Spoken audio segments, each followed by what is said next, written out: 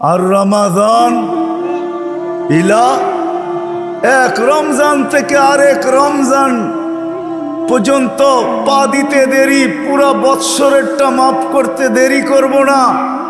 আল্লাহকে যদি বলি তারপরেও যদি কিছু থেকে যায়, তুই মনে হয় ভালো মতে দেখিসই নাই, রহমতের পরেরটাই তো মাগফিরাত 10 দিন, ওটায় পুরা মাপ, কিছু থাকতেই দিব না।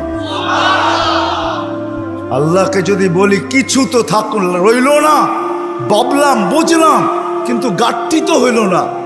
গাঠটি বোঝেন? মনে হয় বোঝেন নাই। কি বুঝছেন? যা কামাইছেন তা খাইছেন, খরচ হয়ে গেছে, কিছু গাঠটি আছে নাকি? হ্যাঁ, কি গাঠটি আছে? মাফ হয়ে গেছে, ঠিক না? গাঠটি তো নাই রাসে। আল্লাহ বলে গাঠটি ভালো তো বাসি, গাঠটির প্রশ্ন চল শেষ 10 দিনে রেখা দিছি লাইলাতুল কদর, এক রাত্র 83 বৎসর, 4 মাস, আর কত বড় গাঠটি চাস? বাঁচবি তো 60-70 বৎসর, এর চেয়ে বড় গাঠটি দিয়া করবিটা কি বল?